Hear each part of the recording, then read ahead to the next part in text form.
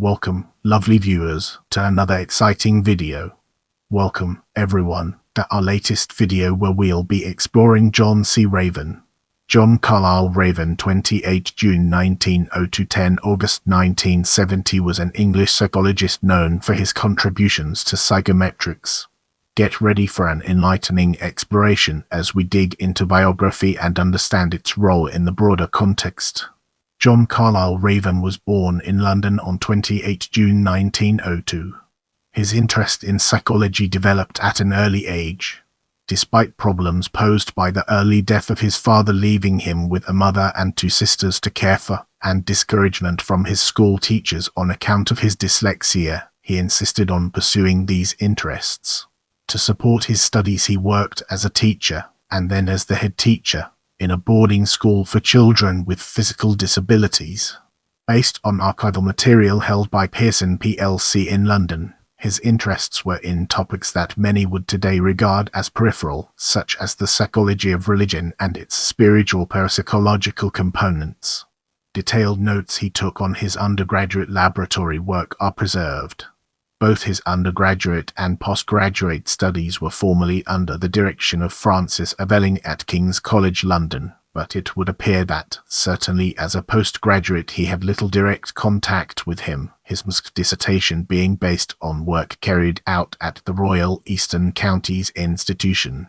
As an undergraduate, he became friendly with Charles Spearman, and that, shortly after graduation, this relationship led to an introduction to Lionel Penrose, who needed an assistant. Penrose was a geneticist conducting an investigation of the genetic and environmental origins of mental deficiency.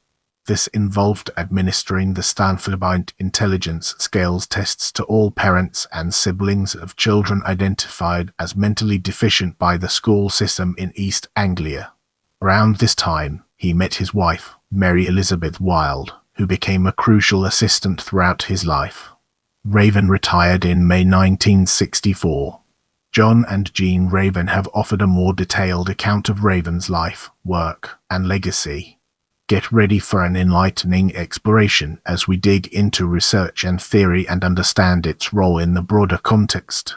Raven found the tests cumbersome to administer in homes, schools, and workplaces where, as he commented, there were friends and parents anxious to assist, no separate facilities for testing, and often a great deal of noise and the results impossible to interpret because so many different things were composite together.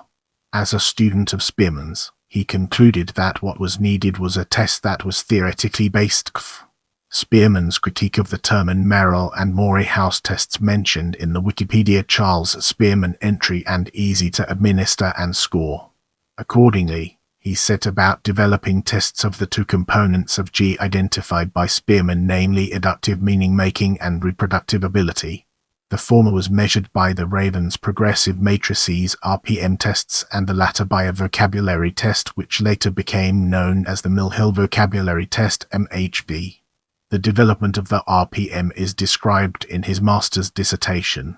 Significantly, this does not mainly consist of the kind of literature review one would normally expect, but a specification of the operational criteria to be met by the, as yet non-existent, test. He and his wife, with the support of a grant from the Darwin Trust, then set about developing a test to meet these requirements.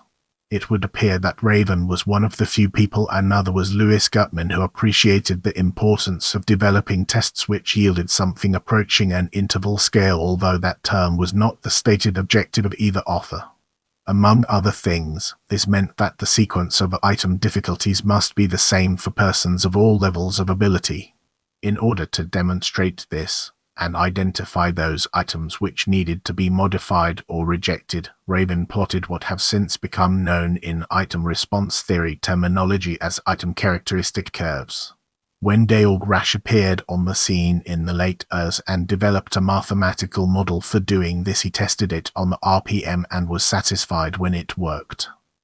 The first versions of what were later termed the colored progressive matrices CPM, designed to spread the scores of the less able, and the standard progressive matrices SPM, were published in 1938. The SPM came into its own with the advent of the Second World War.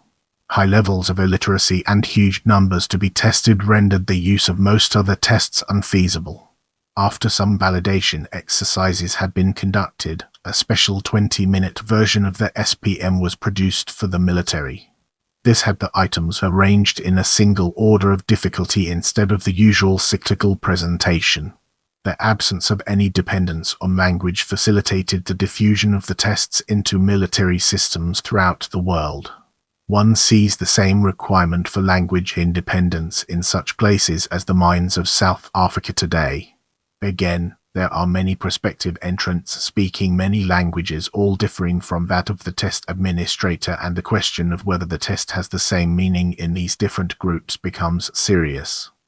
Although no further experimental work was pursued with a view to implementing Spearman's injunction to better understand the nature of eductive ability, the Ravens continued to reiterate that the eductive or meaning-making ability measured by the RPM tests is a difficult and demanding activity primarily dependent on its affective and cognitive components and incorporating a great deal of unconscious activity of the kind that later became known as metacognitive activity. Consequently, it is not possible to generate the understanding Spearman sought via reductionist studies of the kind brought together in Carroll's book. Despite undertaking no further empirical work on the nature of eduction, J. Celsius. Raven did try to extend thinking in the area by developing a theoretical framework which he called the principles of individuation and coordinates of conduct. This he regarded as his most important contribution to psychology. Alongside this, he did undertake further work with the vocabulary tests, i.e. a measure of reproductive ability which he came to see as a route into study of the workings of the mind. The Ravens actively followed up Spearman's injunction to promote what amounts to a paradigm shift in psychological assessment by promoting procedures which would identify people's idiosyncratic motives or values and the components of competence required to pursue them. In this connection, J. Celsius.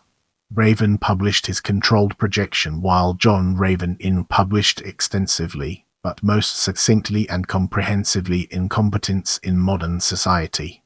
This work was built on a framework developed for scoring projective tests developed by David Celsius, McClelland and his co-workers. But, to return to Raven's historical career, after working on various research grants, he was, in 1944, offered a post as Director of Psychological Research at the Crichton Royal Mental Hospital in Dumfries, Scotland.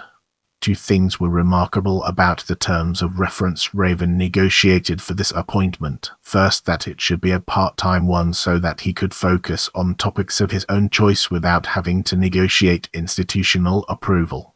Second, the terms of reference for the department were that it should largely focus on studies of the normal in order that these might throw light on the abnormal. It may be thought that this was hardly necessary because are not the journals full of such studies? Indeed, not. Firstly, most of the studies are based on captive populations of students. And, secondly, the range of topics studied is largely limited to those that can be conducted in literature-oriented laboratory studies, as distinct from problem-oriented studies. Throughout his time in this position, Raven resisted the notion that psychologists should be engaged in therapy, arguing that such a role relationship implicitly assumes that the therapist knows better than the patient what the patient should be doing. This, Raven argued, discouraged understanding. He maintained that the best way to promote personal reorganization and growth involved helping people to understand themselves. Other members of the department at the Crichton Royal included John Court, Alan Forbes, Graham Folds, Ralph Hetherington, Joseph Kelly, John Orme, Nancy Thompson, Alistair Weir, and Eunice White. Now let's shift our focus to later research with the RPM and embark on an intellectual exploration of its various dimensions. Raven's work with the RPM and MHV has been continued by John Raven with the help of dozens of international collaborators. Much of this work relates directly to Raven's original objective in developing his tests, namely to facilitate studies into the genetic and environmental origins of human abilities. Most of the data from many of these studies were originally published in the manual but later summarized in journals. However, 2 strands of work merit special mention. One is Jim Flynn's now well-known work, based on data collected in the course of mass testing of military conscripts with the SPM in many countries over many generations, confirming dramatic intergenerational increases similar to the equally well-known but commonly overlooked increases in height and longevity in psychological test scores. While this work reveals a massive impact of the environment on these scores, the causes of this increase are as hard to elucidate as those that have produced the previously mentioned increases in height and life expectancy.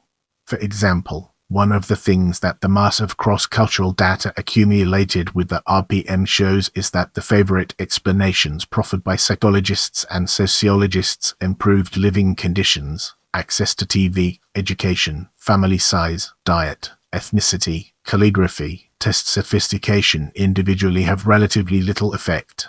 The other work meriting special mention is that conducted by the Minnesota Twin Family Study.